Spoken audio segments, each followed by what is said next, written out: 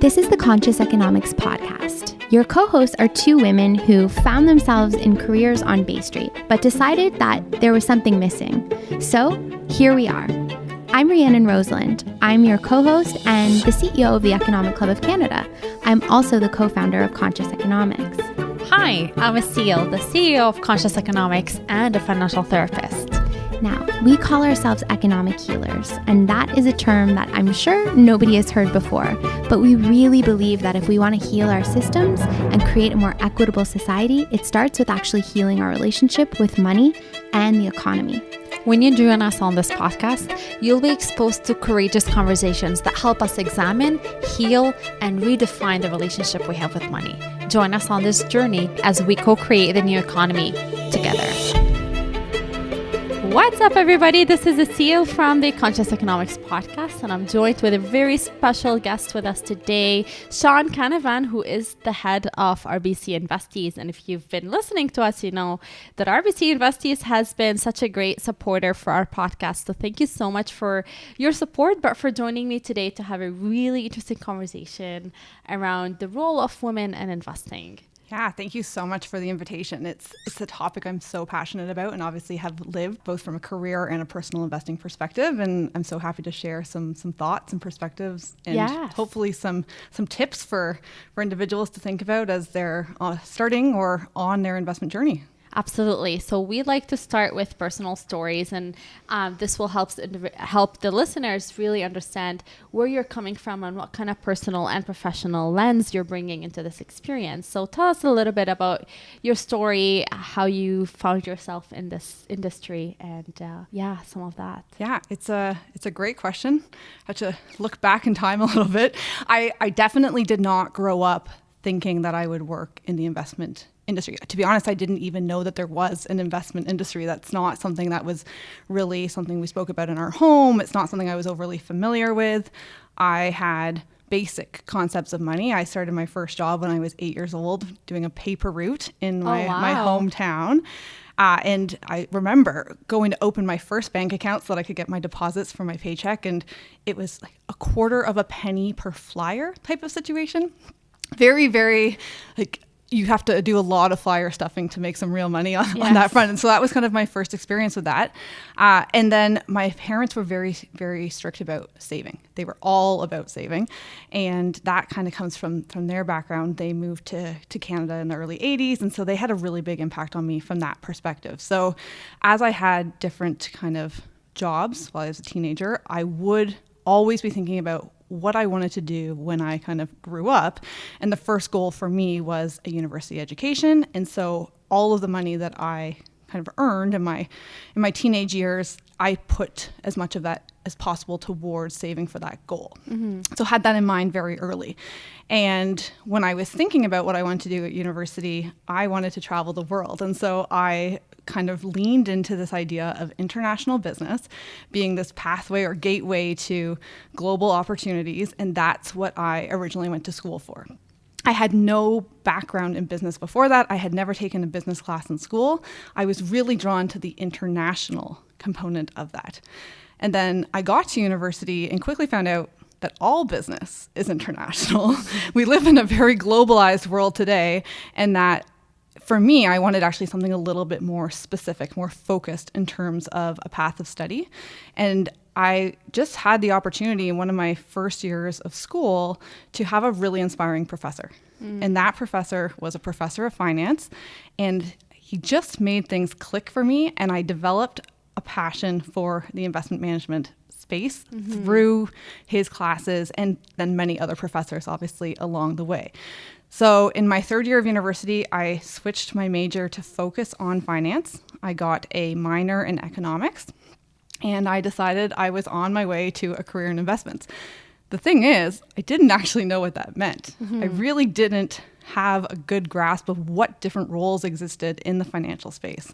I didn't have a great grasp of what different opportunities and what different clients were served by different areas of the industry. And I also had a limitation of, I graduated from university in 2009. The peak of the financial crisis. And I can assure you that roles in the financial industry at that time were few and far between. And it was actually a time of kind of layoffs and constricting the employee force in that area. So when I was actually looking for my first role, I was not overly targeted or specific about what I wanted to do. I just wanted a job, any job in that space.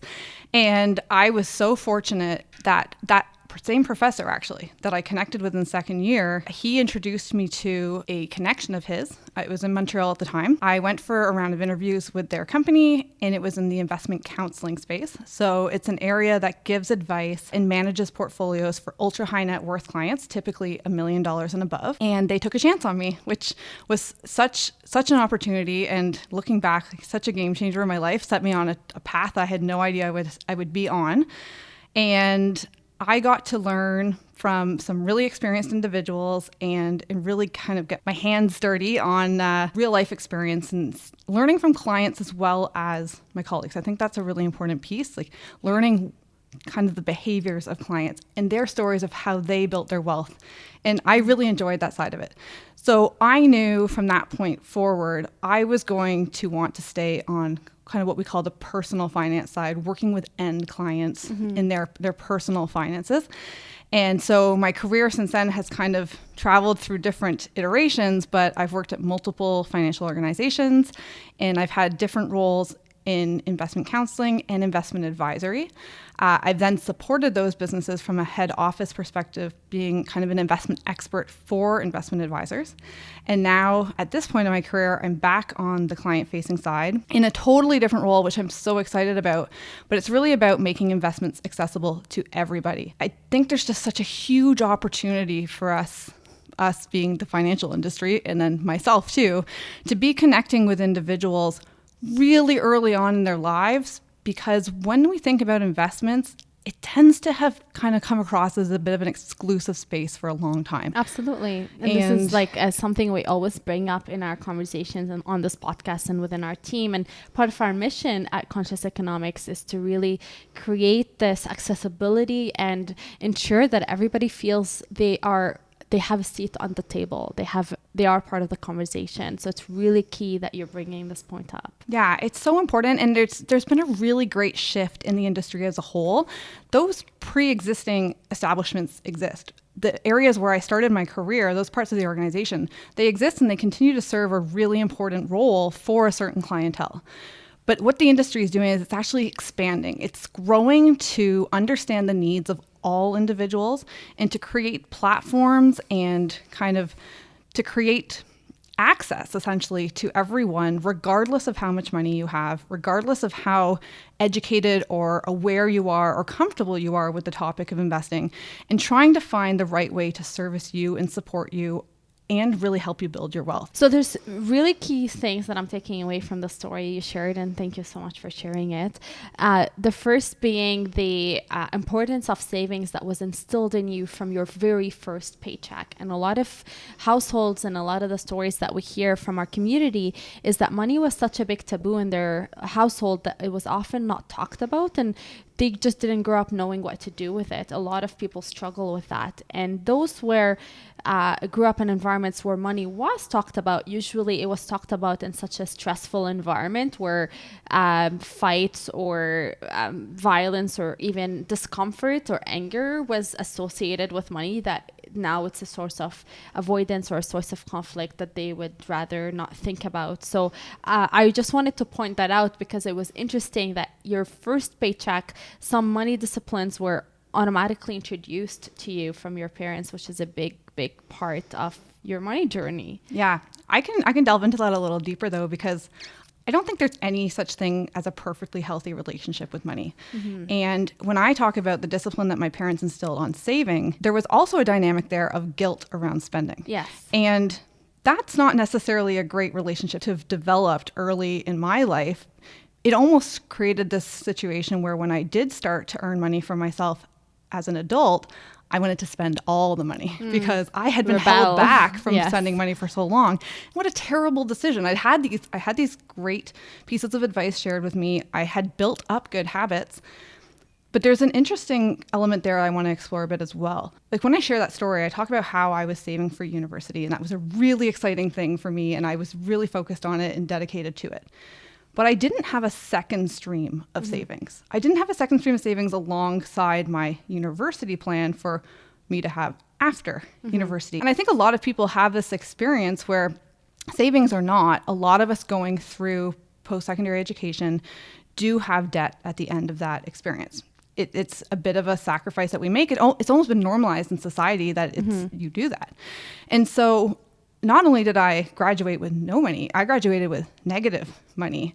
And if I could go back and give advice to my 14-year-old self, it would be, and I continue to have to give this advice to myself today, by the way, we have multiple kind of life plans, and we have multiple things in our lives that we need to be planning for and goals to be considering, and we can't focus all of our attention on the one thing. Yes. Don't they say life is what happens when you're busy planning for it? It's like it's a very, very true something that rings very true to me.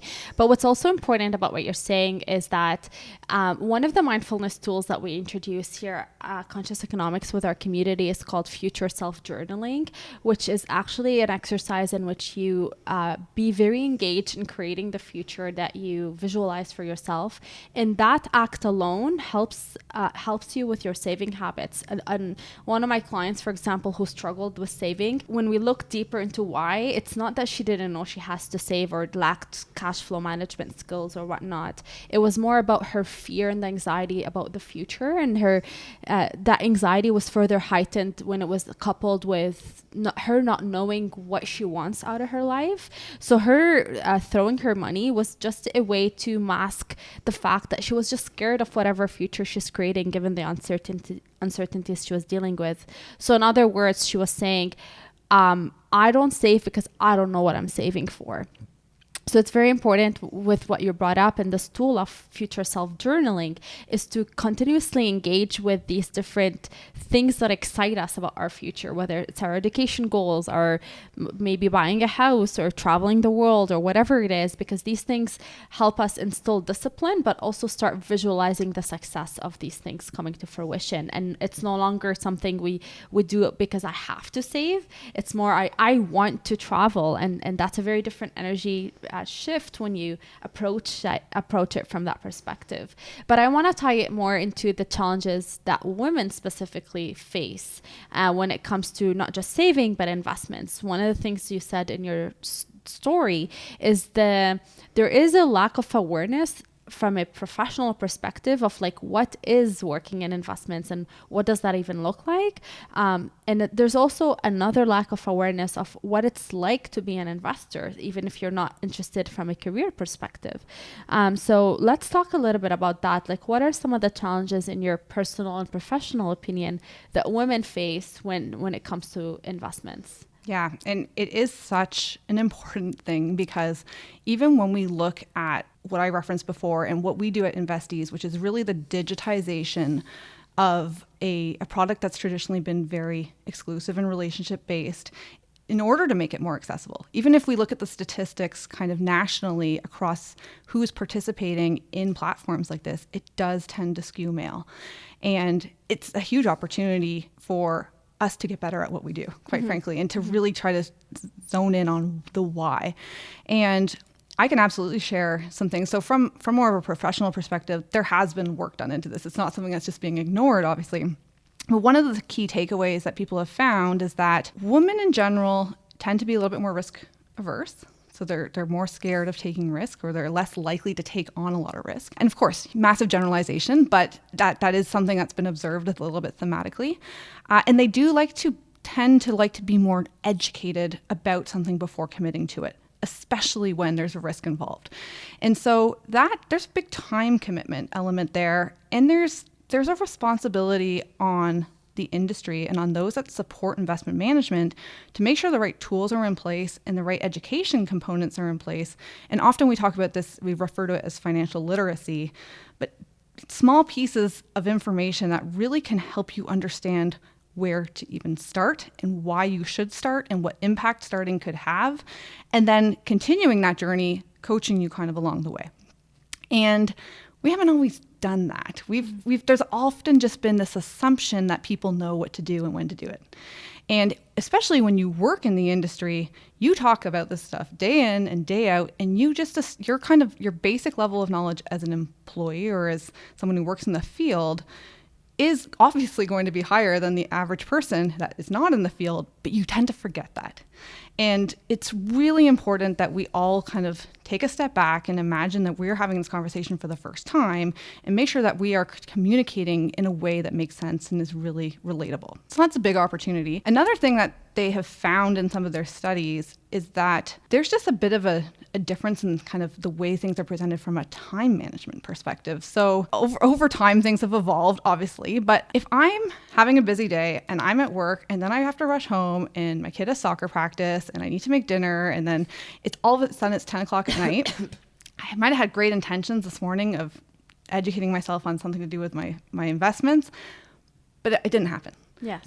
But now that we've started to move towards more of a digital online platform, well, actually 10 p.m. or 2 in the morning or 5 in the morning or whatever time of day or on the weekend makes the most sense for you to be able to actually fit this into your life, that's available to you now. And you can really start to do things on your own time when you don't feel rushed, when you can commit the kind of the time that you need to learn and to look at the resources that are available. So I think that that's slowly starting to influence how different people interact even with different products and services that are available. And you brought up such key points. It's very important to have this holistic overview of like what are some of the barriers and challenges that we face, not just as a gender, but as a society, because these challenges could also be, shared with our male counterparts. But what's interesting as well is some of the language that we just inherited because it's so overly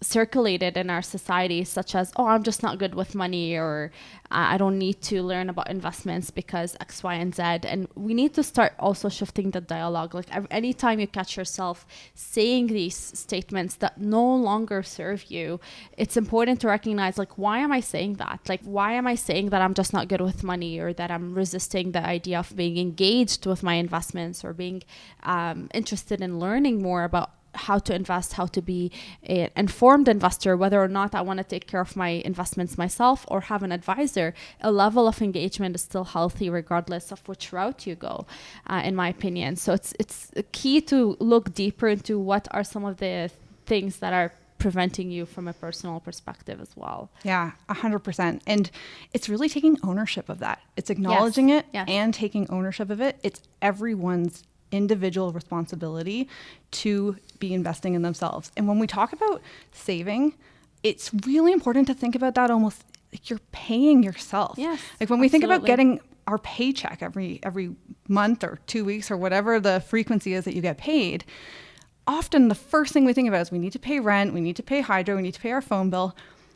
Why don't we shift that narrative and start to think, I need to pay me, and I need to pay me for my future and invest in myself. And then I will pay off the other things in my life that I have made space for and decided that I want.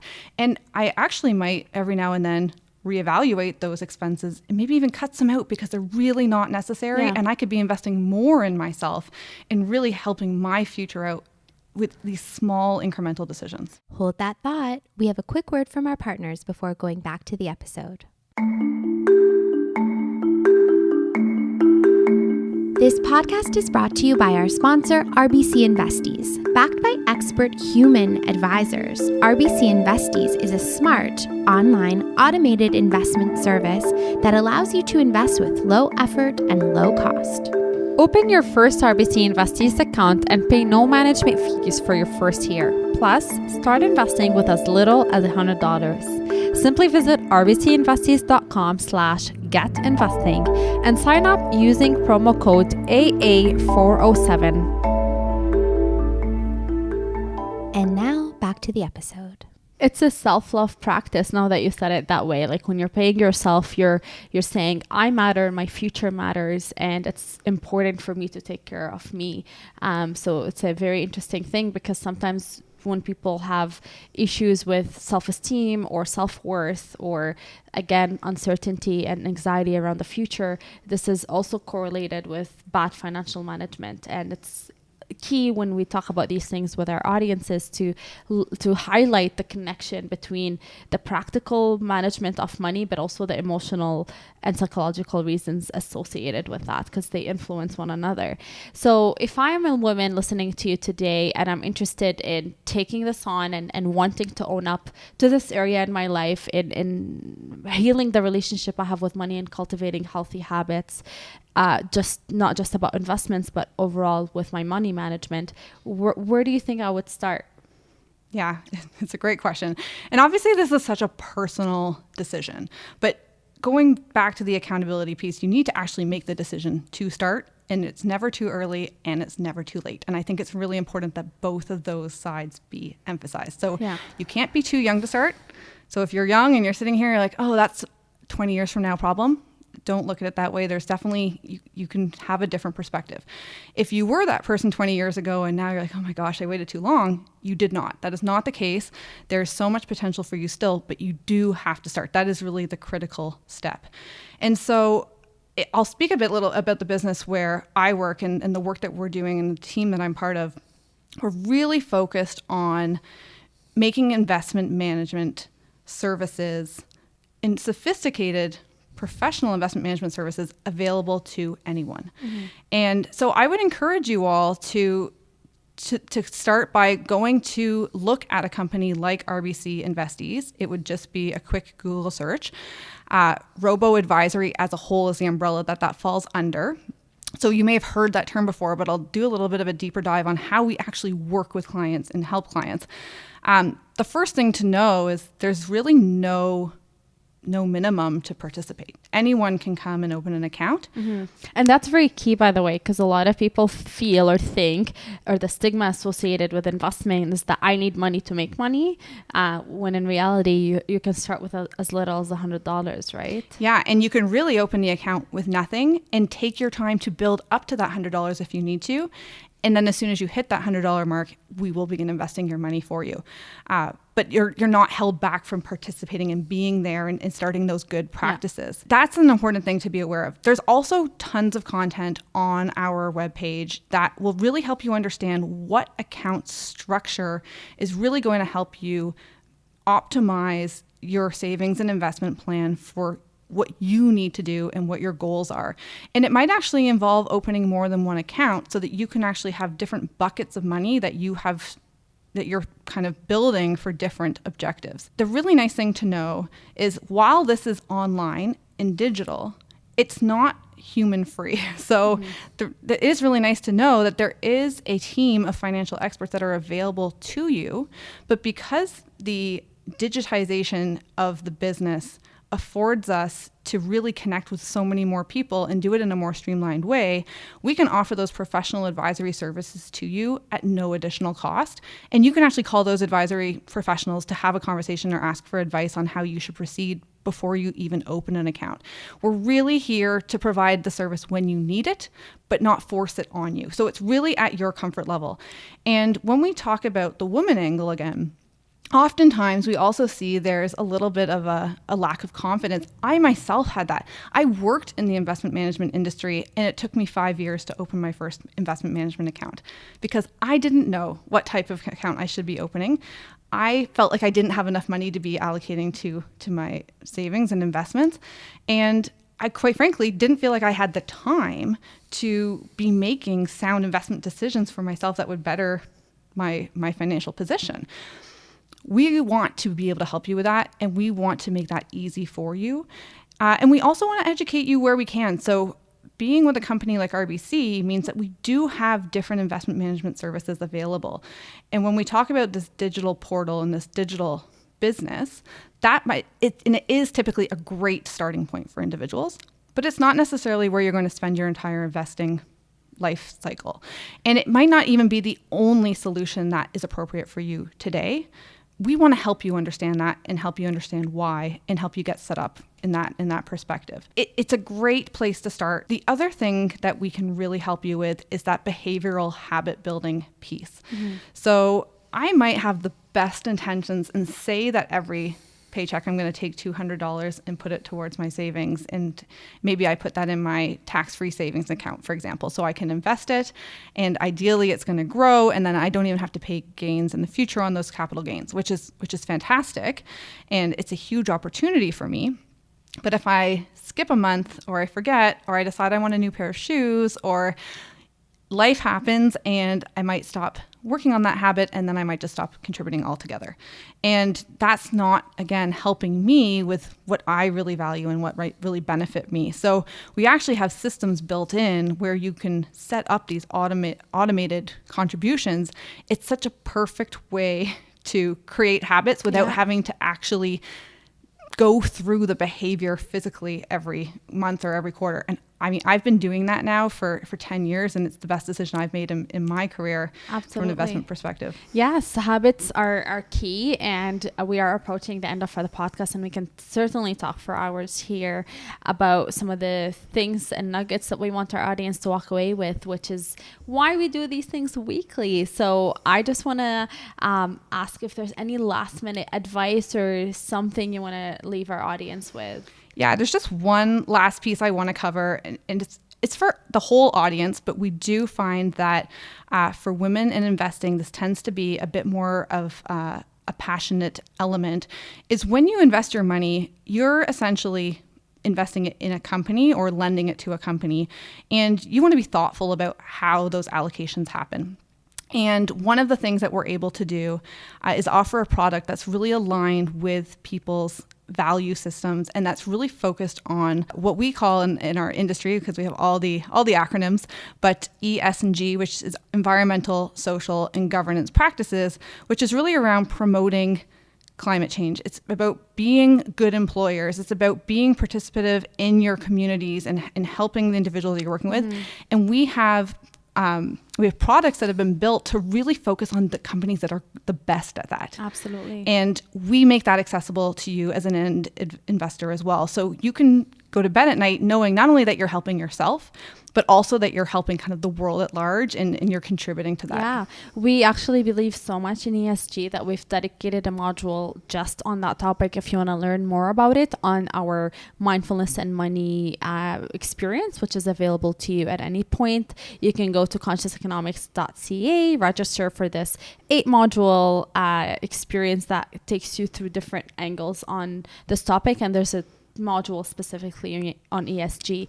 It's a topic that we absolutely want to promote and raise awareness on. So thank you so much, Sian. This was a lot of information. I'm sure there's a lot of nuggets for you to take away. But the most important thing is to at least walk away with one thing, because when we share a lot of information, sometimes it may be overwhelming for you to just even know where to start or how to navigate this topic. So if there's one thing you took away from this podcast today, what would it be? Write it down, reflect on it, and then translate this knowledge into applicable things in your life that you can start seeing results from. And as usual, we'll see you every week on Conscious Economics, because we're here for that. And I look forward to it next time with my co-host Rhiannon. Take care, everybody. This podcast is brought to you by CPP Investments. At CPP Investments, they never lose sight of the long term. They invest the Canadian Pension Plan Fund to help provide financial security for generations of Canadians. They diversify the CPP fund across geographies and asset classes to access the best investment opportunities and generate sustainable long-term returns. The fund is now more than $400 billion. To learn more about their investment performance for Canadians, visit cppinvestments.com.